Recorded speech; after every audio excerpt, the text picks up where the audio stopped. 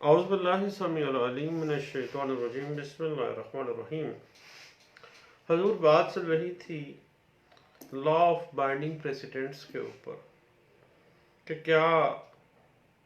आला अदलिया के फैसलाजात मुल्क की हर अदलिया के ऊपर जो उसकी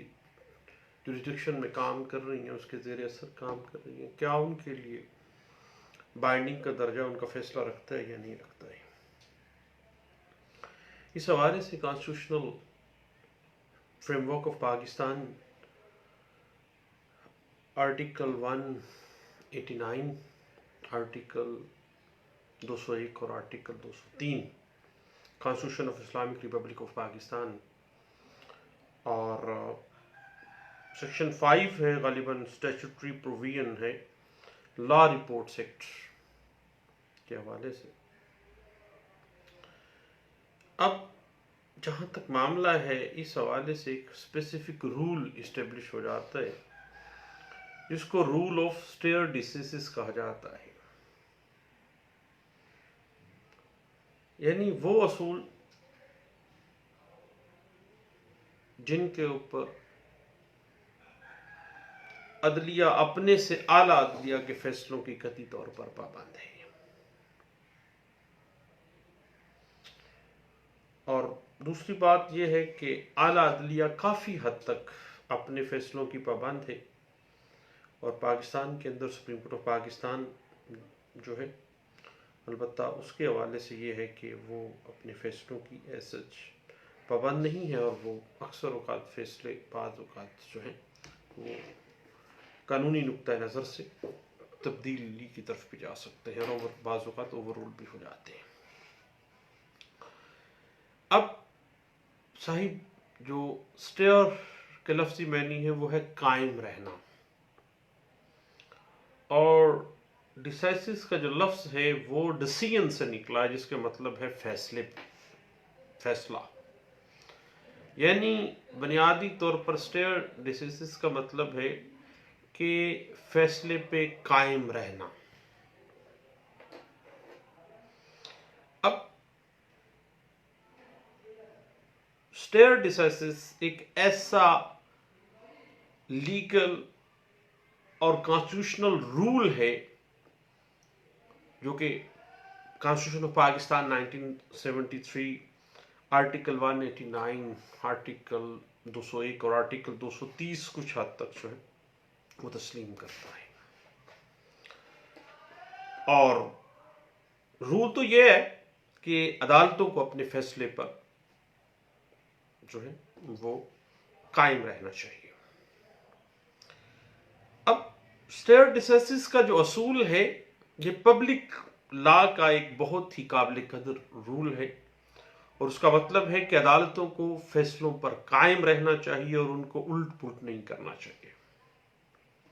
लेकिन उससे पहले क्यों ना हम आर्टिकल 189 और आर्टिकल 201 और आर्टिकल 203 की तरफ चले जाते हैं। अब हजूर, स्टेयर डिसीसिस का जो कानूनी नजरिया है that is based on sound legal principle that justice and certainty require for the established legal principles under which rights may accrue. Why? To be recognized and followed. बार बार ना बदला जाए फैसलों को, यकीनीपन कायम रहे इंसाफ के हवाले से, गैर यकीनीपन की तरफ मामला ना चले जाए। अब इस हवाले से Sahib PLD 2017 supreme court page 265 Panama cases में, PLD 2017 supreme court page 692, PLD 2012 supreme court page 1089 है, PLD 2006 supreme court page 24, 2008 CMR page 504 और 2016 CMR पेज 763 जो है वो इस स्पेसिफिक कानूनी नुक्ते को और ख़ास तौर पे law of binding precedents within the legal and constitutional framework of Pakistan जो है वो बात कर देता है। क्योंकि अगर फैसले उलट पुलट होने लग जाएं तो अनसर्टेनिटी प्रिवेल कर जाएगी, और इसकी जगह पे एक ऐसा निज़ामी कानून जैसे कि हमारा है, कानून का असल ढांचा शख्सी कानून को छोड़ के, चूँकि ज़्यादातर जो है सब्सटेंटिव लॉ के ऊपर मुश्तमिल है, बहुत महदूद है किसी ऐसे निज़ाम में जैसे कि हमारा है। जजेस और लायर्स का असल काम यह है कि वो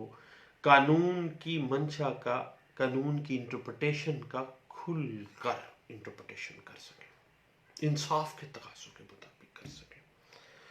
और हर मुकदमे के फैक्ट्स के मुताबिक जो है वो लॉ की इंटरप्रिटेशन करें। सब्सटेंटिव जो फैक्ट्स हैं उनको सामने रखते हुए उस केस के जो लॉ है उसकी इंटरप्रिटेशन करें, उस एतबार से अपने मकसद को हासिल करने के लिए इंसाफ के तकाज़ों के मुताबिक वो इंटरप्रिटेशन कर सकें, और उन्हीं लीगल पॉइंट्स को समझने, सही तौर पर इंटरप्रिटेशन करने और वो तमाम एनालिसिस करना जिसकी बिना पे अक्ल फहम के कायदे के तौर पे जो रूल ऑफ स्टेयर डिसाइसिस है ये खुल के सामने आ जाए। यानी एक ऐसा मामला जिसमें ये वाज़े हो जाए कि एक लंबे अरसे तक जजेस का इस हवाले से पॉइंट ऑफ व्यू ये था, सेटल्ड प्रिंसिपल SIB है, जिसको मैं आम जबान में कहता हूँ ये कि सेटल्ड प्रिंसिपल है, यानी एक अरसे दराज से जो है जो इस लॉ की इंटरप्रिटेशन है वो इसी नहज पे चल रही है। और आज चूंकि हम समझते हैं कि ये सेटल्ड प्रिंसिपल ऑफ लॉ क्यों है, क्योंकि ये बार बार अदला बदली नहीं किया गया है, और इस वजह से ऐसा लॉ जो है वो बाइंडिंग प्रेसिडेंट है, लॉ ऑफ बाइंडिंग प्रेसिडेंट, यानी प्रेसिडेंट जो सेट कर दी गई वो दूसरी मातहत अदलिया के ऊपर बाइंडिंग का दर्जा हासिल कर जाती हैं। और उसी एतबार से जजिस ने अपनी इंटरप्रिटेशन की है, मैंने निकाले हैं, और इंटरप्रिटेशंस ने सोसाइटी के एक बड़े हिस्से को इस हवाले से मुतासर किया है, बशर्ते कि इन फैसलों, ये जो फैसले हैं जो सेटल्ड प्रिंसिपल्स हैं इनकी वजह से कानूनी अहकामात के अल्फाज या स्पिरिट की कोई खिलाफ वर्जी ना हो, कॉन्स्टिट्यूशनल की किसी बेसिक राइट्स को यूजर्व ना कर रहे हो, कोई गसब ना कर रहे हो, और वो ना ही को मैला फाड़ी उनसे सामने आ रही हो, और ना ही साफ और सही तौर पर कोई गलत हो या सोसाइटी के लिए फैटल हो। इस हवाले से PLD 1963 कराची पेज है 79, इस हवाले से हमें कुछ इंटरप्रिटेशन दे देती है। अब साहिब जहाँ तक मामला है ना आर्टिकल 189 कॉन्स्टिट्यूशन ऑफ पाकिस्तान 1973 का, तो ये वाज़ेह कर देता है कि सुप्रीम कोर्ट ऑफ पाकिस्तान का फैसला जो लीगल क्वेश्चन ऑफ लॉ, यानी कानूनी नुक्ता, legal question, question of law या लीगल प्रिंसिपल्स को वाज़ेह करें, किसी लीगल क्वेश्चन की इंटरप्रिटेशन कर रहे, किसी लीगल प्रिंसिपल की इंटरप्रिटेशन करें, किसी सब्सटेंटिव लॉ की इंटरप्रिटेशन कर दे, वो फैसला जो है सुप्रीम कोर्ट का जो किसी स्पेसिफिक क्वेश्चन ऑफ लॉ को इंटरप्रेट कर रहा हो, किसी स्पेसिफिक प्रिंसिपल को जो है वो ड्रा कर रहा हो या इंटरप्रेट कर रहा हो, तो वो तमाम मुल्क पाकिस्तान की अदलिया के ऊपर बाइंडिंग का दर्जा रखेगा। और ये आर्टिकल 189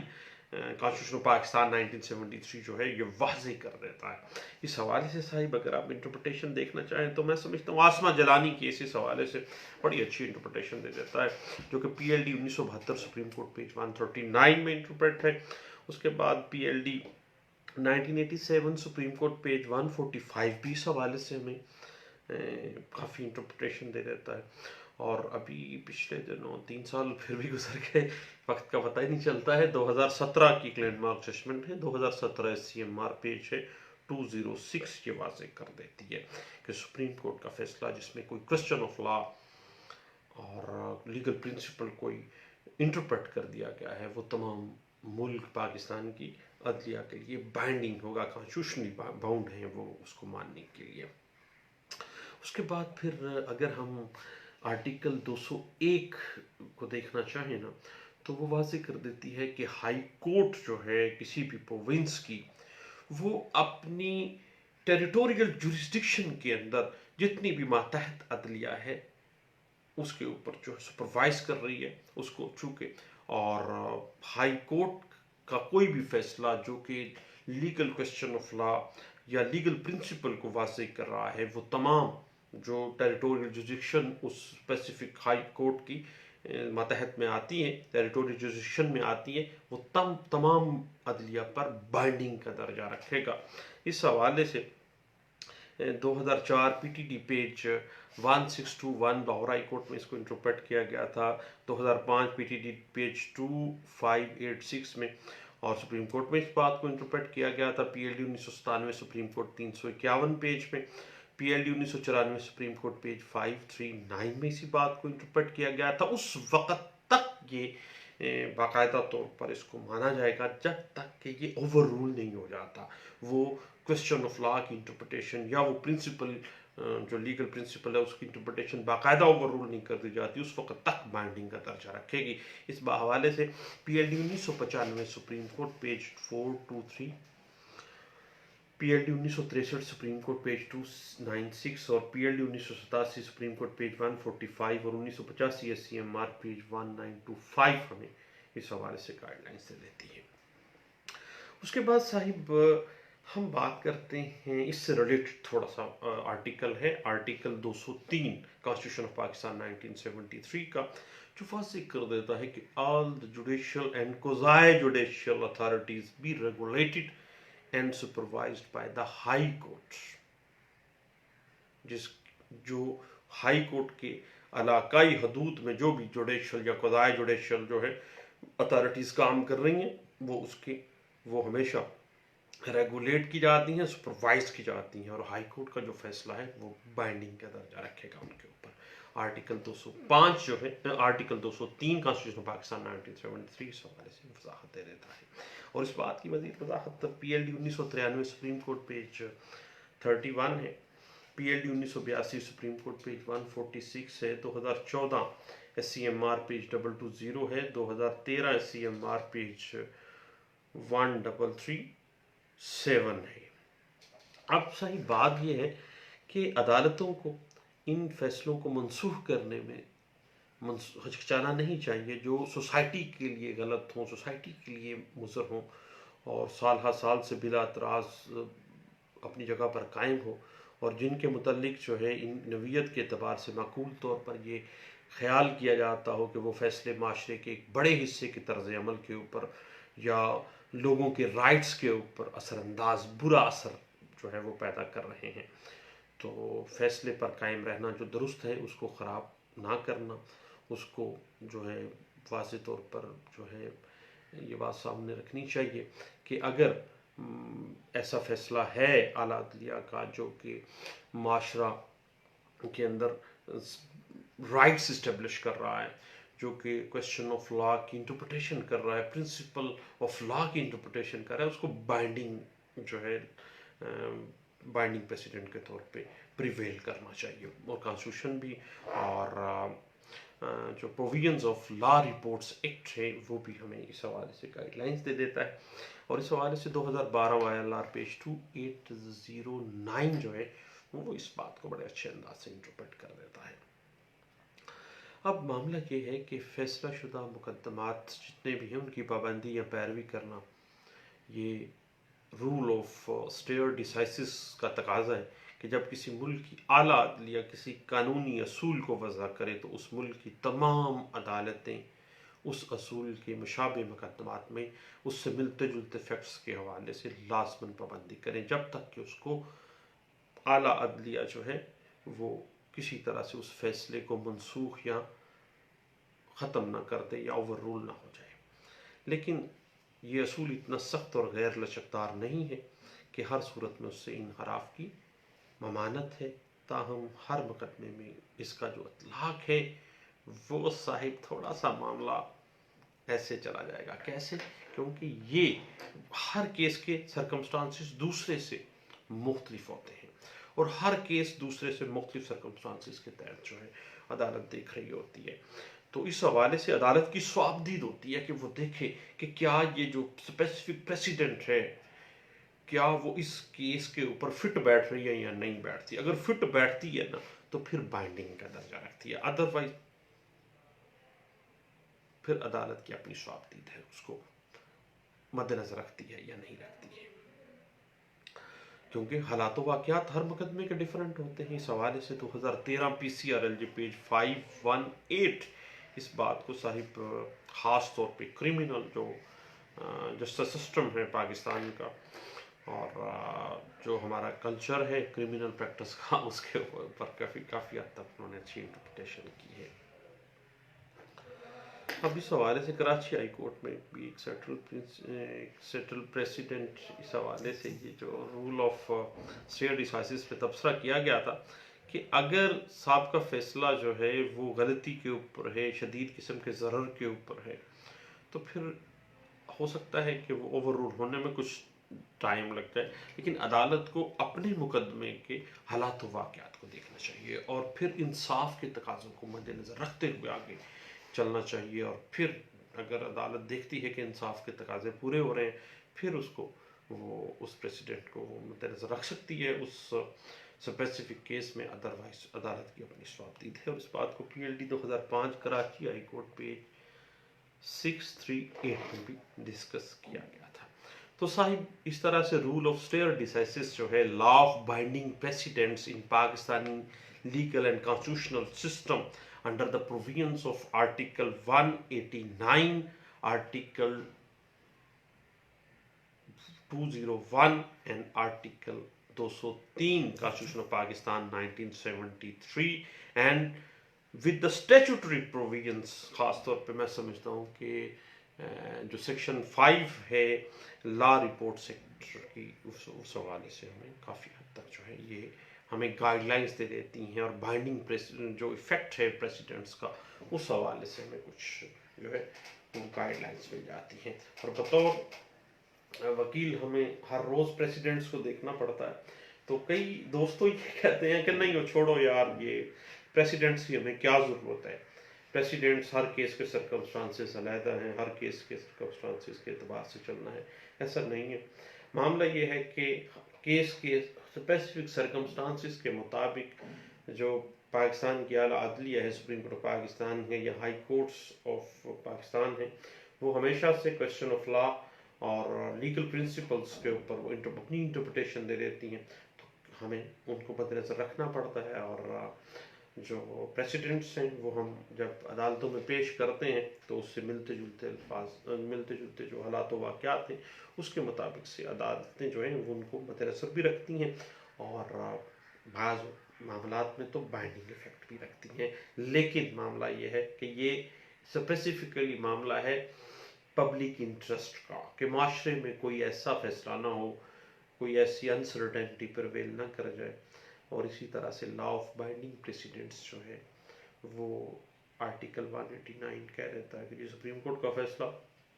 बाइंडिंग है, लेकिन